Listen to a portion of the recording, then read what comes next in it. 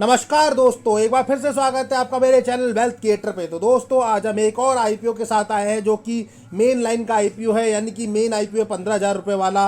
ये upcoming IPO आपको जल्दी देखने को मिलेगा इसी महीने में, और नाम है Eco Mobility Limited IPO. Basically इस कंपनी की बात करें दोस्तों, तो ये कंपनी कॉर्पोरेट कार रेंटल में डील करती है, यानी कॉर्पोरेट कंपनीज को जो है अपनी कार्स रेंट पे देती है। एम्प्लॉय ट्रांसपोर्टेशन सर्विसेज जो होती है उसमें ये काम करती है। तो दो ही टाइप के इसके काम है। इसके बारे में जानेंगे कि इसका आईपीओ का डेट क्या है, अलॉटमेंट की डेट्स क्या है, अलॉटमेंट की डिटेल्स क्या है, कंपनी के फाइनेंशियल और फंडामेंटल को देखेंगे कि कैसे है कंपनी के फाइनेंशियल फंडामेंटल, जीएमपी मार्केट में डिमांड इतनी ज़्यादा क्यों बढ़ गई है, कंपनी क्या काम करती है डिटेल में। पर उससे पहले वीडियो को लाइक शेयर सब्सक्राइब करना बिल्कुल ना भूलिए। तो दोस्तों वीडियो में आगे बढ़ते हैं और बात कर लेते हैं इको मोबिलिटी सर्विसेज लिमिटेड का आईपीओ, जो कि आपको जल्दी आता हुआ दिखाई देगा।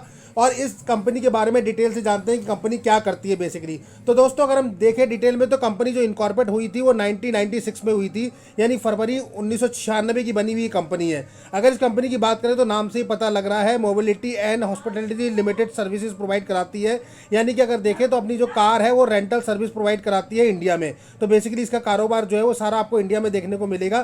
कंपनी का जो प्राइमरी बिजनेस है, यानी कि प्राइमरी बिजनेस जो आपको देखने को मिलेगा वो मिलेगा कार रेंटल, यानी कि CCR and employ transport services, यानी कि ईटीएस। तो ये कार अपनी रेंट पे देती है कॉर्पोरेट कंपनीज को और अदर को, और उसके अलावा कॉर्पोरेट के जो एम्प्लॉइज होते हैं उनको ट्रांसपोर्टेशन सर्विस प्रोवाइड कराती है। तो बेसिकली दो इसके मेन काम है। स्क्रीन पे भी आपको दिख रहा होगा इसके दोनों के जो काम दिख रहे हैं। उसके अलावा ये ऑफर करती है कॉर्पोरेट क्लाइंट्स को, इंक्लूडिंग जो कॉर्पोरेट क्लाइंट है इसके, उसके अलावा 500 फॉर्च्यून जो कंपनीज हैं वो भी इसके साथ क्लाइंट बेस में आती हैं। तो आप समझ सकते हैं फॉर्च्यून 500 कंपनी भी इसके साथ क्लाइंट बेस में है और कॉर्पोरेट क्लाइंट्स के ज़्यादा है। 31 मार्च 2024 तक की बात करें कंपनी की, तो इंडिया में जो है 109 सिटी में ये चल रही है, और इसकी 109 सिटी में अपनी खुद की व्हीकल्स हैं और वेंडर्स भी है। उसके अलावा 21 स्टेट में और 4 यूनियन टेरिटरी में अवेलेबल है, अभी तक आपको देखने को मिलेगी। अगर इसकी बात करें तो showcase is extensive reaches and presence into the device region across the country. तो आपको इसकी प्रेजेंस जो है बहुत सारे रीजन्स में देखने को मिलेगी। तो आप समझ सकते हैं कि करीबन 21 स्टेट में तो अभी करंट में दिख रही है और 4 यूनियन टेरिटरी में इसकी प्रेजेंट अवेलेबल है। तो यानी कि काफ़ी बड़ा नेटवर्क है इसका, यानी कि कोई एक पर्टिकुलर एरिया में काम नहीं करती है, पूरे पैन इंडिया के लेवल पे इसका काम फैला हुआ दिखाई दे रहा है, जो कि हम पहली नज़र में देख पा रहे हैं।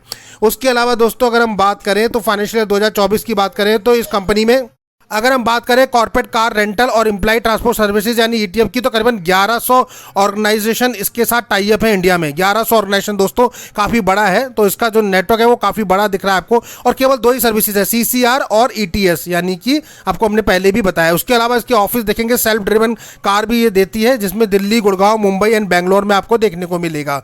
उसके अलावा फाइनेंशियल 2024 की अगर हम बात करें तो इस कंपनी के पास आप देखेंगे कि कंपनी ने जो टोटल ट्रिप अभी तक कर रखी है वो 31 लाख ट्रिप कंपनी कर चुकी है। Averaging more than 8,400 trip per day हो रही है इसकी इन दोनों सेगमेंट में, यानी सीसीआर की बात करें कॉर्पोरेट कार रेंट की या फिर ईटीएस की एम्प्लॉयड ट्रांसपोर्टेशन सर्विसेज की, दोनों में पर डे करीबन 8,400 ट्रिप ये लगाती है। तो आप समझ सकते हैं अभी तक कितना है, 31 लाख ट्रिप लगा चुकी है एवरेजन। तो कितना इसका एवरेज चल रहा है ये आप देख सकते हैं। कंपनी के पास 12,000 कार खुद की अवेलेबल है। उसके अलावा कार जो है इकोनॉमी है, लग्जरी है, मिनी वैन्स हैं, तो हर तरह की कार आपको देखने को मिलेगी। स्पेशल व्हीकल्स जो होती हैं, लगेज वैन्स जो होती है, लग्जूरियस जो होती हैं, वेंटी कार होती हैं, उस वजह से ट्रांसपोर्टेशन के लिए होती है कार्स, तो उसके हिसाब से ये डिज़ाइन करी हुई होती हैं और रेंटल पे प्रोवाइड कराती हैं।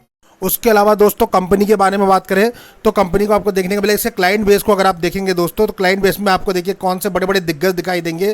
क्लाइंट बेस कंपनी के पास जो है इंडिगो आपको इसका क्लाइंट बेस में दिखाई देगा, एचसीएल कॉर्पोरेशन प्राइवेट लिमिटेड आपको इसके उसमें दिखाई देगा, और सेफ एक्सप्रेस प्राइवेट लिमिटेड इसके उसमें दिखाई देगा, डिलाइट कंपनी आपको कंसल्टिंग प्राइवेट लिमिटेड इसके उसमें दिखाई देगी, अर्बन क्लैब टेक्नोलॉजी आपको इसके में दिखाई देगा, इंडसइंड बैंक देखिए आपको इसमें दिखाई देने वाला है। उसके बाद आप देखेंगे तो फ्रीजो करके लिमिटेड है वो दिखाई देगा, एचडीएफसी लाइफ इंश्योरेंस कंपनी वो आपको दिखाई देगी, थॉमस स्टॉक करके है वो दिखाई देगा।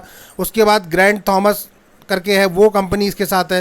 तो काफ़ी बड़े बड़े दिग्गज कंपनियों को आपको देखने को मिलेगा। उसके बाद वॉलमार्ट ग्लोबल टेक करके है वो कंपनी आपको इसके साथ दिखाई देने वाली है।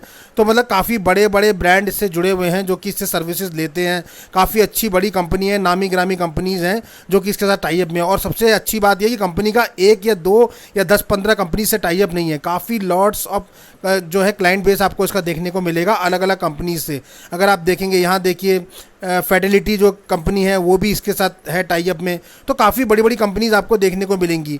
तो उसके अलावा देखिए ये इसके बाद कौन सी कंपनी, देखिए गुजरात है, वीए टेक है, वेंडास लिमिटेड है। तो काफ़ी बड़ी है। 31 मार्च 2024 तक की बात करें तो कंपनी पे 671 एम्प्लॉई है और ऑपरेशन टीम इनके पास इंक्लूडिंग है जो कि रिस्पॉन्सिबल है for rental timely delivery.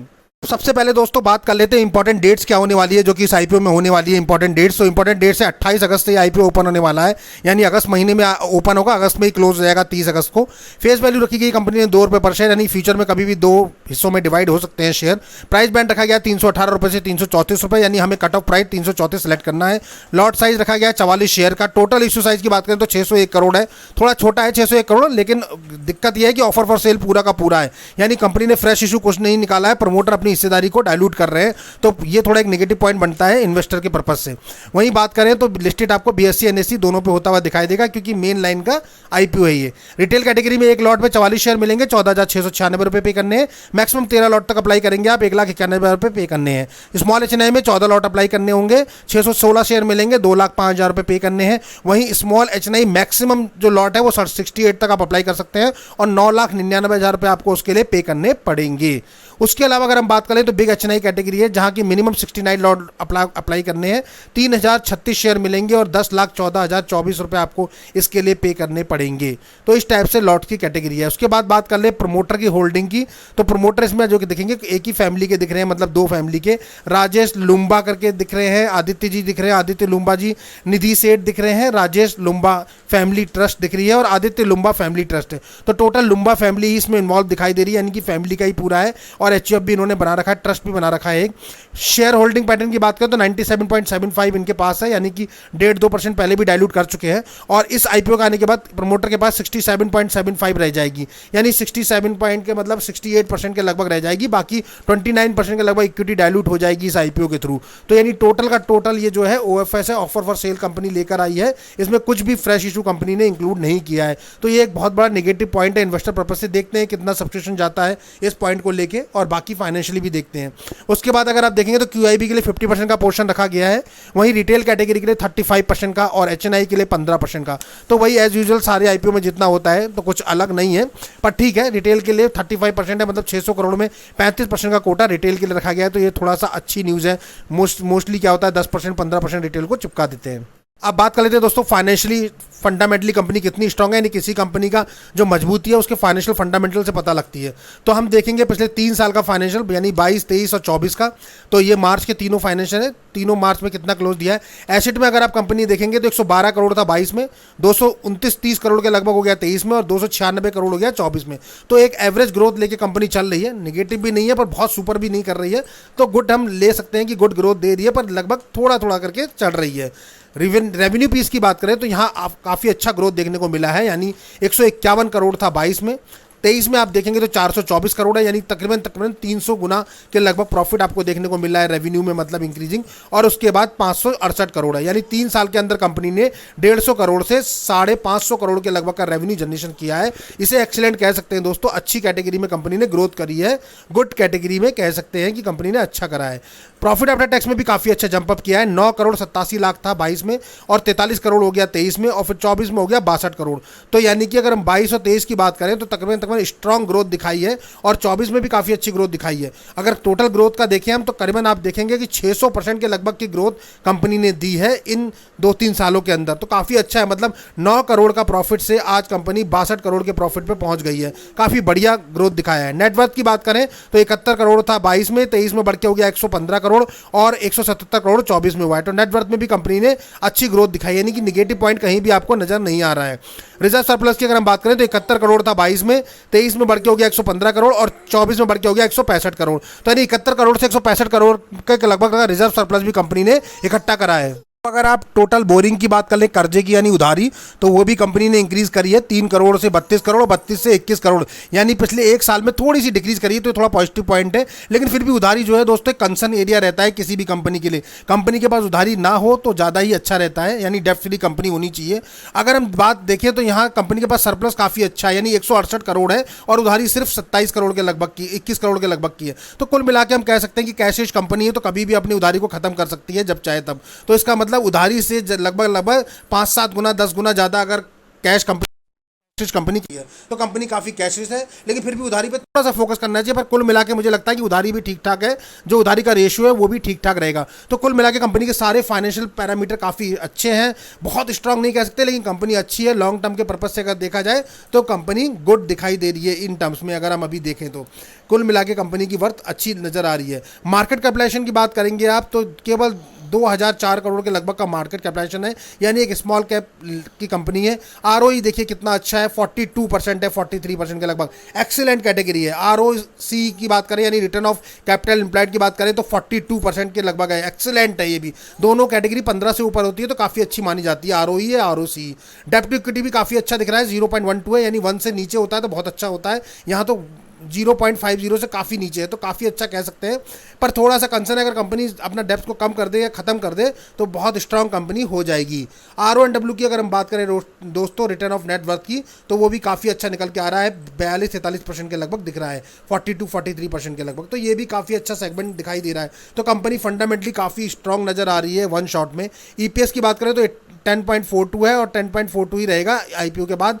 P की बात करें तो 32 का पी पे ट्रेड कर रहा है और 32 के पी पे ट्रेड रहेगा IPO आने के बाद, तो काफ़ी अच्छा है पी भी। पर कुल मिला के कंपनी ने वैल्यूएशन थोड़ा सा हायर मांगा है, पर ठीक ठाक मांगा है, मतलब बहुत ज़्यादा हायर भी नहीं कह सकते, बहुत ज़्यादा लोअर भी नहीं कह सकते, ठीक ठाक डिमांड करी है। तो कुल मिला के कंपनी फंडामेंटली बहुत स्ट्रांग है, यानी हम कह सकते हैं कि सुपर स्ट्रांग, और फाइनेंशियली कंपनी स्ट्रांग है। तो कुल मिला के फाइनेंशियली फंडामेंटली कंपनी का अगर देखा जाए ओवरव्यू तो ठीक ठाक है।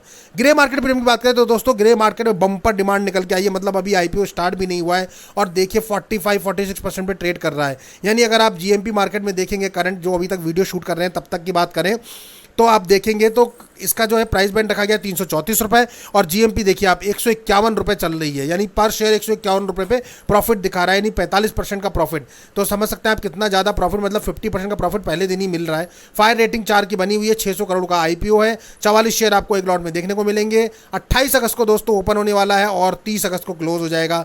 2 सितंबर को अलॉटमेंट आएंगे और 4 सितंबर को आपको ये लिस्टेड होता हुआ दिखाई देगा NSE और BSE दोनों पे।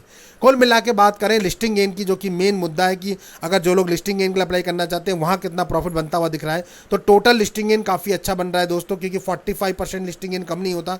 जो हमारा क्राइटेरिया कहता है वो 20% से 30% के बीच में सेफर रहता है, तो ये 40 से भी ऊपर है, तो सेफर साइड में है कि लिस्टिंग गेन के लिए जो लोग करना चाहें। पर मार्केट का कुछ भी फिक्स नहीं होता, आज की डेट में एक लॉट पे आपको 6,644 रुपये का लगभग प्रॉफिट दिखा रहा है, तो काफ़ी अच्छा प्रॉफिट है 6,644 रुपये पर लॉट पे। वो कैसे है, 151 का GMP है और इंटू 24 शेयर आपको दिख रहे हैं, 151 इंटू 24 यानी कि तकरीबन 6,500 रुपये आपके बनते हुए दिख रहे हैं। 6600 रुपये, 15,000 लगाने के बाद 6600 मिलते हैं आपको, तकरीबन 21,000 के लगभग आपका प्रॉफिट बनता हुआ दिखाई दे रहा है। 21-22,000 रुपये आपको पहले ही दिन दिखाई दे रहे हैं, तो काफ़ी अच्छा लिस्टिंग है ना। मुझे लगता है और भी डिमांड बढ़ेगी क्योंकि कंपनी के फाइनेंशियल फंडामेंटल अच्छे हैं दोस्तों, तो नो डाउट कंपनी जो है आगे ग्रोथ भी करेगी। पर आगे क्या भविष्य में कंपटीशन रहेगा, मुझे लगता है अपने सेगमेंट की कंपनी है ये और काफ़ी अच्छा यूनिक बिजनेस भी है इसका, तो अभी देखते हैं आगे कैसा रहा है। क्लाइंट बेस काफ़ी स्ट्रांग दिखाई दे रहा है फर्स्ट शॉट में, तो अभी देखते हैं। पर लिस्टिंग गेन के पर्पस से तो अगर हम विचार बनाएं तो बना सकते हैं, लिस्टिंग गेन के लिए हम अप्लाई कर सकते हैं, पर लॉन्ग टर्म के लिए भी कंसीडर कर सकते हैं। पर ये पूरा डिसीजन आपका है दोस्तों, हम यहाँ कोई भी बाय और सेल का रिकमेंडेशन आपको नहीं देते हैं, कोई भी एडवाइस आपको नहीं दी जा रही है। यहाँ ये वीडियो सिर्फ नॉलेज पर्पज से बनाया है, जहाँ हम आपको फाइनेंशियली फंडामेंटली कंपनी बताते हैं वो कैसी है, लॉन्ग टर्म में कैसा परफॉर्म करेगी, अभी उसके क्या फाइनेंशियल फंडामेंटल है, उसके बाद आपको ग्रे मार्केट प्रीमियम में क्या डिमांड बनी है वो सब दिखाने के बाद आपको अपना फाइनल डिसीजन लेना है कि आपको इसमें अप्लाई करना है या अवॉइड करना है। ये पूरा डिसीजन आपका होगा, क्योंकि फाइनल डिसीजन आप ही को लेना है कि आपका पैसा है तो आपको देखना पड़ेगा कि आपको कहाँ लगाना है, और आप अपने वित्तीय सलाहकार की भी सलाह ले सकते हैं इस मामले में।